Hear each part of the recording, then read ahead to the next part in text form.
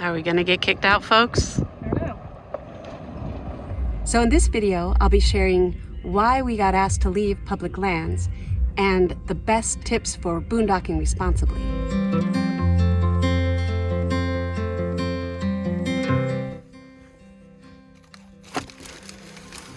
Good morning. Slept in a little today, so I'm having my coffee. I'm sitting in the driver's seat. This is just kind of cleaned up after having coffee, but it's nice to have another little sitting area here. It's a little cold, so I didn't feel like opening the door, but sorry, the window's dirty. That's nice.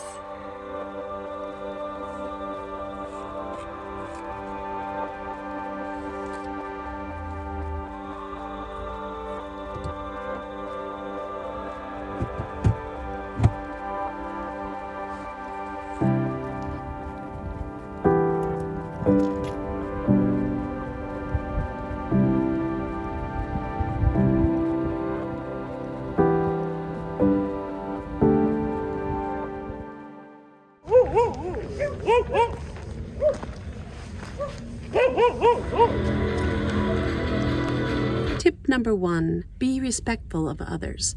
Don't be playing loud music into the night. Don't be having your dogs barking. If you can control them in some way, see what they're barking about and try to calm them down. And if you're around a campfire and it's getting late, just tone it down a little bit so that others who are around you can sleep if that's what they're there to do. When you're at an event, it may be a little different because you are expecting maybe to have music and be around people later into the evenings and things like that. But there are still rules about that when you are on public land. Mainly that is to try not to make loud noises or have generators running after 10 p.m. at night and before 7 a.m. in the morning. Those are just general rules of thumb, and they're made to allow others who are around you to enjoy as much as possible. For event planners, I think they should be aware of those kinds of things and try to disperse that information and enforce it as much as they're able. This is how far away I had to be to stop hearing the music and stop hearing generators. So those are the kinds of things to just be aware of. And I know that this is an event and those things are expected, but on BLM land it is very specific as to the hours that you should be running those kinds of things in the morning and at night. And going along with that is really to be respectful of social space. Again, at an event where you're expecting a lot of people, it's a little difficult to keep that spacing in mind.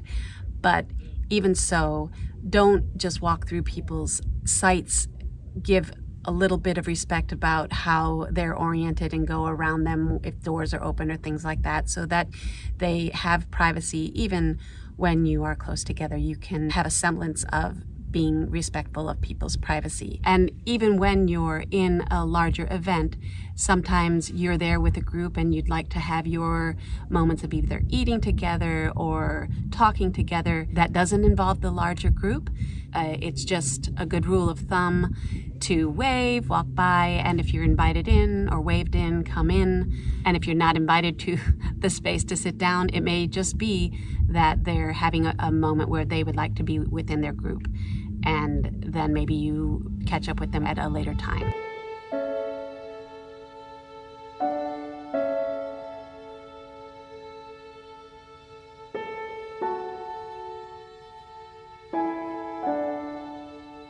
Another tip would be to be respectful of the environment.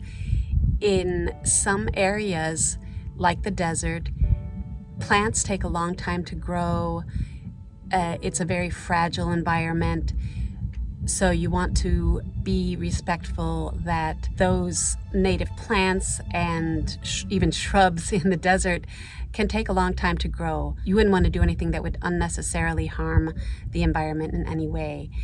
And when you are having to pack up your waste or there are no amenities like that, public toilets or things like that, you do have to store all of that stuff and have a way to store it so that you can pack it out with you.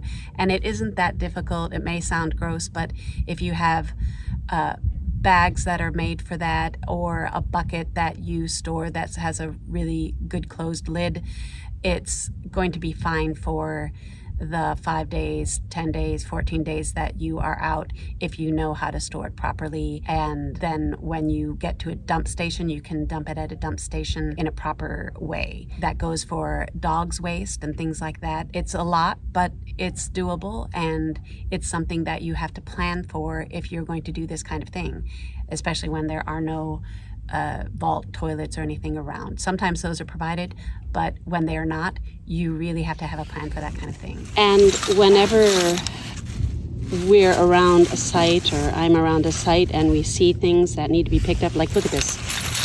This was just in probably I don't know, 25-foot square area, 40-foot square area. Over there's a big metal plate down the canyon. They were using it for target practice, and just left a bunch of cardboard and then all of their used shells around.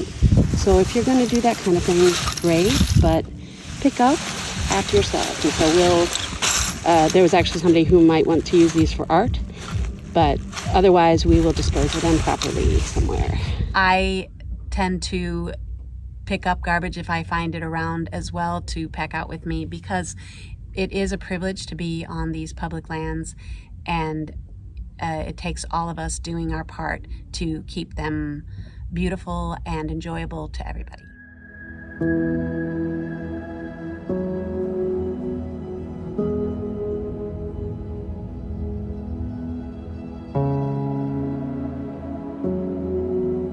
Also, gray water, you don't want to be just dumping it on the ground, especially if there are any products or soaps in it that would be harmful to the environment. That's why it's good to try to use biodegradable products as much as possible that are not going to harm the environment. This is some of the coffee runoff, and when I brush my teeth, that I'll feel fine about dumping because it's not a lot, and it'll probably evaporate more than it will sink into the ground. So if you do dispose of gray water, be mindful of that the products are okay for the environment and won't harm it.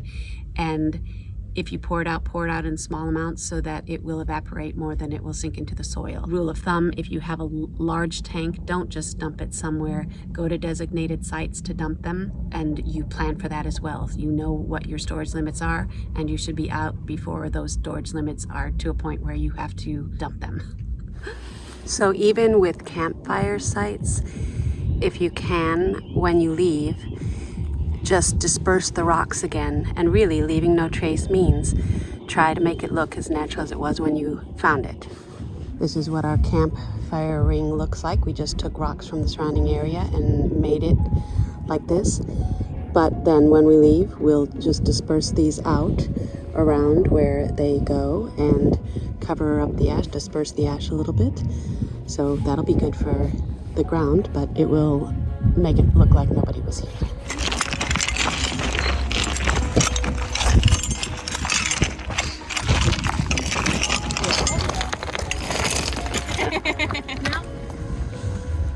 So this is ideally how you would like to leave it, so that you have no trace that there's a campfire or anything here.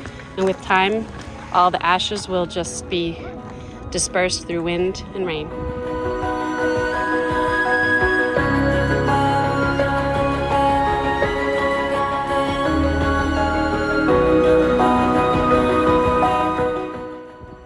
Are we gonna get kicked out, folks?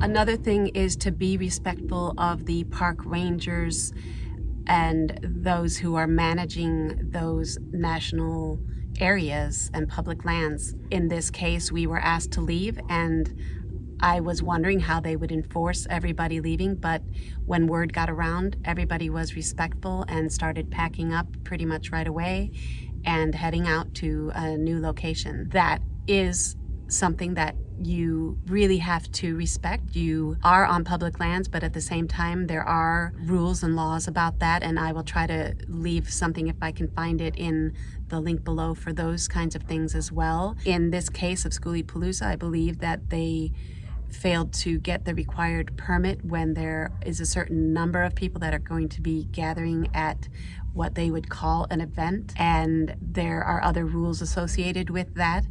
So you need to be mindful of that. And even if you are on your own, if for some reason a ranger comes around and asks you to leave, respectfully maybe ask why, and understand and move on. Even if you may not agree with their reasoning, they're there to ensure that the lands stay usable for everybody and enjoyable for everybody. So there's no reason to get bent out of shape about it. Just move on, and there'll be another site somewhere down the road.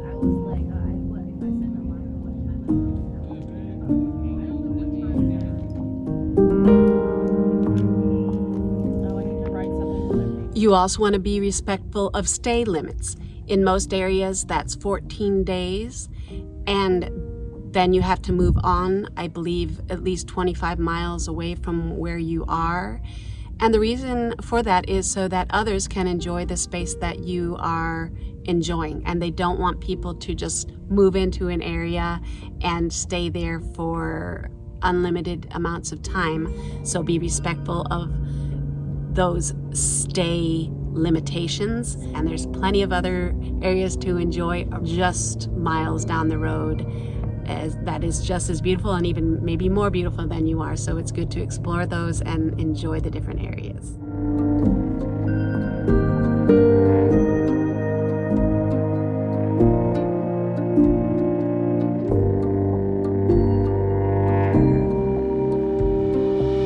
Lastly, respect the wildlife. That goes along with the other point about respecting the environment. There are little creatures everywhere, and you have to remember that we're going into their space and not the other way around. So yes, it can be scary to see things crawling around on the ground or animals, hearing them nearby, but know that we are encroaching on their space. So be respectful. Don't leave things behind that they can get into and ingest or get tangled on or anything like that. You want to have them be there for years to come and to enjoy. So really take care of our wildlife as much as possible. So those would be my tips on boondocking responsibly. I hope you picked up a few pointers. As always, thanks for watching, and I will see you in the next video.